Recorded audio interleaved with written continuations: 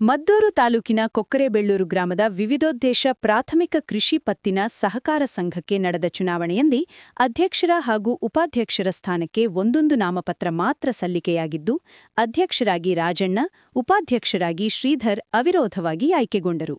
11 ಸ್ಥಾನಗಳನ್ನು ಹೊಂದಿರುವ ಕೆ.ಬೆಳ್ಳೂರು ಪ್ರಾಥಮಿಕ ಸಹಕಾರ ಸಂಘದ ಮುಂದಿನ ಅವಧಿಗೆ ಇಂದು ನಡೆದ ಚುನಾವಣೆಯಲ್ಲಿ ಸರ್ವ ಸದಸ್ಯರ ಬೆಂಬಲಿಗರೊಂದಿಗೆ ಅಧ್ಯಕ್ಷರಾಗಿ ಆಯ್ಕೆಗೊಂಡ ರಾಜಣ್ಣ ಮಾತನಾಡಿ, ಸಂಘದ ಅಭಿವೃದ್ಧಿಗೆ ಶ್ರಮಿಸುವುದರ ಜೊತೆಗೆ ಸರ್ಕಾರದ ಸವಲತ್ತುಗಳನ್ನು ನಮ್ಮ ಸಹಕಾರ ಸಂಘದ ವ್ಯಾಪ್ತಿಯ ರೈತರಿಗೆ ಪ್ರಾಮಾಣಿಕವಾಗಿ ತಲುಪಿಸುವ ವ್ಯವಸ್ಥೆಯನ್ನು ಮಾಡುತ್ತೇನೆ ಎಂದು ತಿಳಿಸಿದರು.